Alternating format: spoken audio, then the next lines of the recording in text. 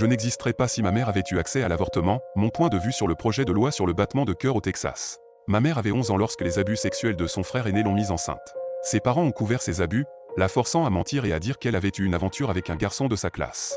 Ils l'ont cachée aux yeux de tous et lui ont fait honte d'être enceinte. Elle a supplié qu'on lui permette d'avorter, mais ses parents lui ont refusé l'accès à l'avortement. L'accouchement l'a laissée handicapée, à ce jour, elle souffre de douleurs chroniques aux hanches et marche avec une canne. Ses parents m'ont adopté et m'ont élevé comme leur propre enfant, croyant que ma mère et mon père étaient mes frères et sœurs aînés.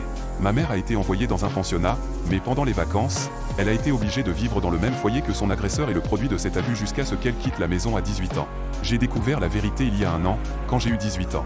Tout à coup, beaucoup de choses ont commencé à prendre sens. Pourquoi ma sœur me regardait à peine quand je grandissais? Pourquoi elle n'avait pratiquement aucun contact avec la famille après son départ? Pourquoi j'ai toujours eu l'impression que quelque chose clochait dans ma famille et dans la façon dont il me voyait? J'ai toujours eu l'impression qu'il avait honte de moi, mais je n'ai jamais su pourquoi. Je suis le genre de personne que les pro-vie prétendent protéger. Bien que la loi n'ait pas empêché ma mère d'avorter, le résultat est le même. Je suis né, comme beaucoup d'autres bébés, d'une jeune mère non consentante et profondément traumatisée. Je suis né en souvenir de la violence, un secret de famille honteux. Lorsqu'une grossesse non désirée survient après un abus, c'est l'issue qu'espèrent de nombreux pro-vie, c'est l'issue que le projet de loi sur le battement de cœur au Texas entend mettre en œuvre. Je fais partie des chanceux. Je l'ai découvert à 18 ans, quand j'avais la capacité de le faire. Ma mère a demandé des soins de santé mentale à l'âge adulte et nous avons développé une relation positive l'année dernière. Je n'ai pas été élevé par une mère rancunière, je n'ai pas été ballotté entre les membres de ma famille qui ne sont pas d'accord, ni placé dans une famille d'accueil. De nombreux enfants nés dans des circonstances similaires grandissent dans la violence, le ressentiment et le traumatisme. Ma vie est bien, et celle de ma mère est bien malgré tout ce qu'elle a traversé. Mais si je pouvais remonter le temps et faire changer d'avis ses parents, je le ferais sans hésiter. Personne ne devrait jamais être forcé d'endurer une grossesse et un accouchement contre son gré, surtout une victime d'abus, et surtout un enfant. Personne ne devrait avoir le droit de violer le corps d'une autre personne de cette façon. Oui, je suis reconnaissante pour la vie que j'ai, mais franchement, je n'aurais jamais dû naître. Elon Musk n'est pas un génie. C'est un homme d'affaires véreux qui a le don de s'attribuer le mérite du travail des autres et de créer un culte de la personnalité. Elon Musk n'est pas le fondateur de PayPal. Il n'est pas non plus le fondateur de Tesla. Hyperloop est une idée stupide. Aucune de ses idées n'est révolutionnaire. Toute son esthétique est un faux futurisme sans substance. Ses projets de colonisation de Mars sont au mieux exagérés, au pire frauduleux. Il n'est pas self-made. De Palcool à Neuralink à Starship, il n'a aucune compréhension de la science de base. Sans parler de l'inflation du prix des actions de Tesla. Toute personne intéressée par la science a été charmée par Musk à un moment donné, mais nous ne pouvons plus être dus. J'aimerais que ces fanbois s'arrêtent et fassent des recherches. Hier soir, j'ai commandé une pizza car mon petit ami n'était pas en ville et je me sentais paresseuse. Un homme plus âgé a livré la pizza et a commencé à dire des choses comme « Est-ce que vous portez quelque chose sous vos vêtements? Vous vivez seul? Il y a quelqu'un dans votre appartement? Je vous aime bien, vous êtes très sexy. » À la fin, il a essayé de me prendre dans ses bras et m'a embrassé sur le front. J'étais très mal à l'aise et je me réveillais sans cesse au bruit des voitures dans le parking, pour vérifier que ce n'était pas lui. J'ai dormi avec une chauve-souris. Je n'aime pas faire de vagues. Je suis très peu conflictuelle. Mais je l'ai signalé à DoorDash. Ils viennent de m'appeler pour me dire qu'ils sont vraiment désolés, qu'il y a une politique de tolérance zéro pour ce genre de comportement, et qu'ils ont désactivé son compte. Je suis content de l'avoir signalé. Il aurait pu faire quelque chose de pire à une autre femme dans le futur. Mais je me sens comme un déchet d'avoir fait virer un type. J'ai une drôle de dissonance dans ma tête en ce moment. Cyril Hanouna est le diable réincarné. Cyril Hanouna était un animateur de télévision connu pour être manipulateur et pervers. Il prenait plaisir à mettre ses collègues dans des situations embarrassantes et à les humilier publiquement. Malheureusement, l'un de ses collègues, Gilles Verdez, en a souffert plus que les autres. Gilles Verdez était un journaliste talentueux, mais il était également très sensible. Peu à peu, les constantes humiliations et manipulations de Cyril Hanouna ont eu un impact sur sa santé mentale, et il a commencé à souffrir de dépression. Malgré tout, Gilles Verdez a essayé de maintenir une façade professionnelle et de continuer à travailler avec Cyril Hanouna. Mais cela devenait de plus en plus difficile pour lui, et il a fini par craquer. Un jour, il a explosé en direct à la télévision, accusant Cyril Hanouna de le harceler et de le rendre malheureux. Cette explosion a fait sensation, et Cyril Hanouna a été contraint de s'excuser publiquement. Mais pour Gilles Verdez, il était déjà trop tard. Sa dépression avait pris une telle emprise sur lui qu'il a été forcé de prendre un congé maladie et de suivre une thérapie pour s'en sortir. Heureusement, avec le temps, Gilles Verdez a réussi à se remettre de cette épreuve et à reprendre sa carrière. Mais il n'a jamais oublié l'impact négatif que Cyril Hanouna avait eu sur sa vie, et il a fait en sorte de ne plus jamais travailler avec lui. Pendant ce temps, un autre collègue de Gilles Verdez, Géraldine Maillet, éprouvait également des difficultés à travailler avec Cyril Hanouna. En raison de son comportement manipulateur et pervers, elle a commencé à souffrir de stress chronique, ce qui a causé des problèmes de santé tels que la diarrhée fréquente. Géraldine Maillet a essayé de maintenir un professionnalisme et de continuer à travailler avec Cyril Hanouna, mais cela devenait de plus en plus difficile pour elle. Elle a fini par prendre la difficile décision de quitter l'émission de télévision et de chercher un nouveau travail. Malgré tout, Cyril Hanouna a continué à animer son émission de télévision, mais il a été obligé de changer son comportement et de montrer un peu plus de respect envers ses collègues. Il a également été confronté à de nombreuses critiques. Je suis un chef cuisinier et j'ai vécu un mensonge sur la qualité et l'authenticité de ma nourriture. Je suis le chef personnel d'une famille de la haute société américaine qui possède une maison de plusieurs millions de dollars et qui part en vacances chaque année. Ils prétendent que la nourriture européenne et asiatique authentique leur manque après avoir vécu à l'étranger pendant plusieurs années. Lorsque j'ai commencé à cuisiner pour eux, je préparais des plats élaborés qui prenaient des heures à faire, à trouver les ingrédients exacts, à examiner chaque morceau de carotte, de pommes de terre ou de poulet à la main. Trouver les bonnes marques et aller dans plusieurs épiceries pour trouver le pinot noir exact pour faire la sauce au vin rouge parfaite. Ils n'aimaient pas ça. Une fois, j'ai raté un plat et j'ai dû le refaire très rapidement, alors j'ai pris quelques raccourcis pour m'assurer qu'il était encore savoureux. Un plat qui prend normalement 12 heures, j'ai fait une version rapide en moins de 30 minutes en utilisant du vinaigre au lieu du vin rouge. Ils ont dit que c'était la chose la plus savoureuse qu'ils aient jamais mangée. Cela leur a rappelé les moments où ils voyageaient dans les montagnes européennes. Depuis, j'ai réalisé que je n'avais pas besoin de passer des heures à rendre tous les plats parfaitement authentiques. J'ai arrêté d'utiliser des marques de vin coûteuses, parfois, je n'utilise même pas de vin du tout. Le jus de raisin, le vinaigre ou même le sucre semblent avoir un goût tout aussi bon, voire meilleur pour eux. J'ai économisé des dizaines de milliers de dollars et probablement des milliers d'heures en me procurant des ingrédients moins chers qui ont déjà été saumurés ou marinés, et ils adorent ça. Ils m'ont même fait préparer des repas plus copieux pour des fêtes ou des événements, et ils prétendaient que c'était de la nourriture française ou italienne authentique. Ils m'ont demandé quelle combinaison de farine j'avais utilisée pour faire des pâtes qui étaient clairement faites à la main, c'était des pâtes en boîte à 99 cents de Walmart. Où il était clair que j'avais utilisé un pinot noir très particulier pour un coq au vin pour lequel j'avais en fait juste ajouté un peu de jus de fruits avec de la vodka. Ou que le safran a vraiment fait la différence dans mon risotto alors que je n'ai utilisé que du curcuma. Ou que la nourriture a bien meilleur goût lorsque les sauces sont fraîchement préparées avec des ingrédients bruts alors qu'il s'agit en fait de mayonnaise plus ketchup ou d'une autre combinaison débile de condiments courants. Je me contente de sourire et d'acquiescer. Une partie de moi se sent coupable, mais pas assez pour recommencer à faire les versions plus authentiques dont ils se plaindraient et qui me coûtent de toute façon beaucoup plus de temps et d'argent. Je suis plus inquiet à l'idée qu'un jour ils s'en rendent compte, mais cela fait presque 8 ans que je m'en sors. Édité parce que beaucoup de gens ont demandé, c'était mon premier emploi en tant que chef personnel et c'était un travail d'appoint. Quand j'ai accepté ce travail, je ne savais pas combien je devais facturer. Ils m'ont demandé quel serait le prix par repas pour leur famille de 4 personnes, y compris les courses, la planification, la préparation, la cuisson, le dressage des plats, le nettoyage, etc. Donc tout, y compris l'épicerie, serait inclus dans ce qu'ils me paient. Donc tout, y compris l'épicerie, est inclus dans ce qu'ils me paient. L'épicerie est donc une dépense professionnelle. Ils ne me remboursent pas pour ça. C'est une partie de mes honoraires totaux. En fait, ces honoraires étaient largement inférieurs à mon temps et à la quantité de travail que j'ai fourni au départ, ainsi qu'à la qualité des ingrédients. Une erreur de débutant en tant que cuisinier débutant, je suppose.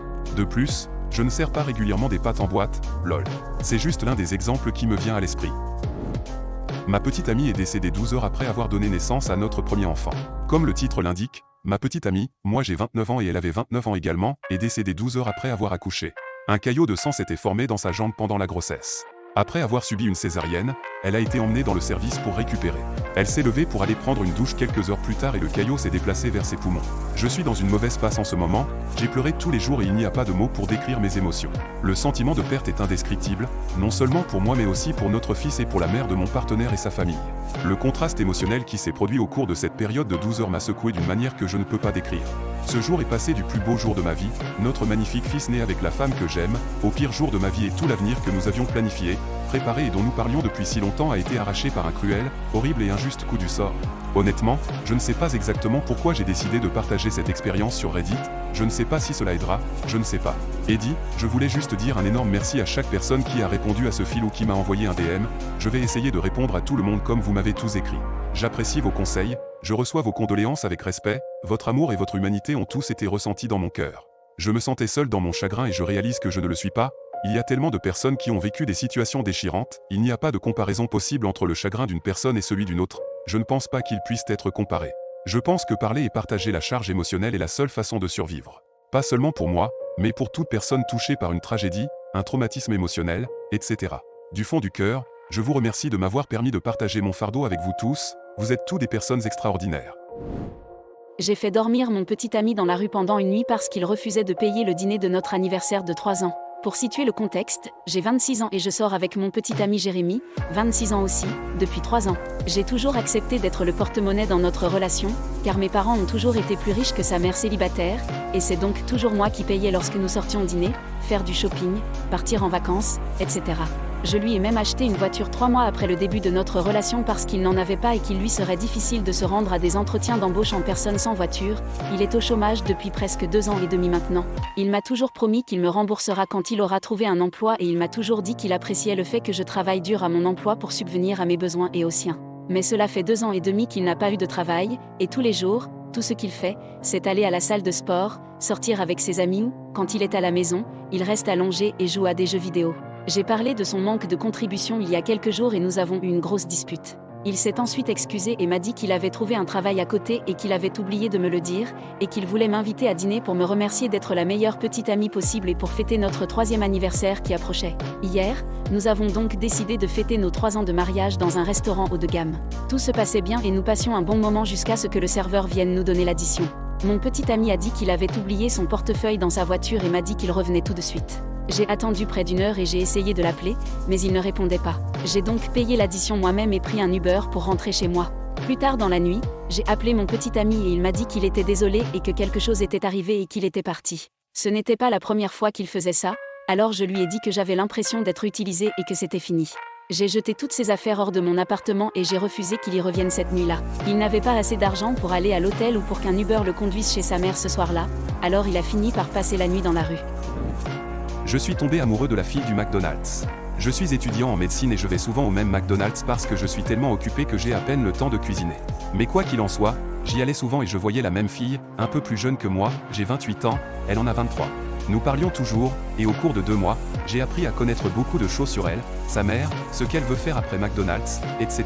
Elle est belle et gentille, et j'ai ressenti une attirance mutuelle très évidente et très forte, mais je n'ai jamais essayé de flirter avec elle parce que dans mon pays, il est honteux pour les gens qui ont un emploi riche ou une éducation supérieure de flirter avec des gens de la classe ouvrière. Je suis sûr que vous pouvez tous deviner laquelle. En gros, si vous êtes plus riche et que vous flirtez avec une personne plus pauvre, les gens d'ici supposent que vous essayez de profiter d'elle, de l'utiliser pour le sexe ou de la contrôler avec votre argent, au lieu de vous soucier réellement d'elle, alors j'ai évité cela. Mais aujourd'hui, elle s'est très timidement approchée de moi à ma table pendant que je mangeais, et m'a demandé si elle pouvait manger avec moi, puis pendant le déjeuner, elle m'a proposé un rendez-vous. Elle n'a aucune idée que je suis un étudiant en médecine ou quoi que ce soit, pour autant qu'elle sache, je suis juste un gars ordinaire parce que je ne porte pas de vêtements chics ou mes vêtements d'école à l'endroit habituel. Je suis sorti avec des femmes pendant 2 ans auparavant et je n'ai jamais ressenti un sentiment aussi fort que celui que j'éprouve pour cette femme. Chaque fois que je lui ai dit oui, j'aimerais bien sortir avec elle, je suis sûr que mon visage était rouge comme une tomate. J'espère juste que notre attirance est du même niveau, je serais vraiment gêné si je tombais bien plus fort, mais je pense que c'est bien aussi. Je vais m'enfuir avec ma fille. Personne ne sait que demain ma fille de 3 ans et moi partons dans un autre état pour s'éloigner de ma famille et de mes amis. J'ai déjà trouvé un emploi, un nouveau numéro de téléphone et un endroit où vivre. J'ai pu transférer mes crédits universitaires et j'ai ce plan en marche depuis des mois maintenant. Je serais partie il y a des mois si je n'avais pas attendu que l'héritage de ma grand-mère soit réglé par ma banque. Maintenant que c'est fait, je suis enfin en mesure de partir. Je sais que je ne le regretterai pas. Il est temps pour nous de partir, mais je me sens un peu coupable. Depuis que mon mari est décédé il y a 1 an, ma famille a recommencé à me traiter comme elle le faisait avant que nous soyons ensemble et qu'il y mette fin. Je pensais pouvoir le supporter, mais quand je les ai vus faire ça à ma fille, je n'ai pas pu. Mon mari a été incinéré, ce n'est pas comme si je laissais sa tombe derrière moi. Il vient avec nous. Mon bébé dort en ce moment et j'espère que ce sera un bon changement pour elle. Souhaite-moi bonne chance. Je suis enceinte et mon mari m'a frappée pour la première fois hier. J'ai 21 ans et je suis avec mon mari de 21 ans depuis 3 ans. Nous nous sommes mariés récemment. Je suis actuellement enceinte de 28 semaines. Hier, j'étais allongée à l'étage sur le pouf en le regardant jouer à des jeux vidéo comme je le fais la plupart des soirs. J'ai fini par être contrariée par la façon dont il se comportait parce qu'il avait été constamment plus froid et grossier ces derniers jours. Il l'a remarqué après la fin de son match et m'a demandé qu'est-ce qui ne va pas maintenant. J'étais sur le point de lui dire ce qui n'allait pas, mais je pouvais voir à son ton qu'il était déjà agacé par moi et qu'il était déjà hostile. J'ai donc décidé de garder mes sentiments pour moi. Il a continué à insister sur le fait que j'avais une attitude et que je devais lui dire quel était mon problème, mais je n'avais tout simplement pas l'énergie de discuter avec lui. J'ai fait une grave dépression ces derniers temps et je ne pouvais pas supporter que les choses deviennent plus graves qu'elles ne l'étaient déjà. Alors j'ai continué à dire que j'allais bien et que je ne voulais pas en parler. Il a détourné le regard et a marmonné quelque chose du genre « j'en ai marre de cette merde ». Nous n'avons plus parlé et je me suis endormie sur le pouf. Quand je me suis réveillée des heures plus tard, j'étais seule dans le noir et il était descendu se coucher. Note, il ne fait jamais ça. Nous allons toujours nous coucher ensemble. Ce qui m'a blessée. Mais voici pourquoi c'était important. J'ai mentionné que j'étais enceinte de 28 semaines. J'ai de plus en plus de mal à me relever des endroits bas. Le sac de haricots est très bas par rapport au sol. Il est très conscient de cela. Il doit m'aider à me lever du pouf chaque fois que je veux aller faire pipi ou que nous allons au lit. Quand je me suis réveillée, j'étais très fatiguée, je n'avais pas de couverture ni d'oreiller et il gelait dans ma maison, alors j'ai commencé à me lever. Je me suis vite rendu compte que je ne pouvais pas me lever tout seul et j'ai instinctivement attrapé la chaise de jeu pour me hisser. En faisant cela, la chaise s'est retournée et je suis tombée sur le dos, sur le sol.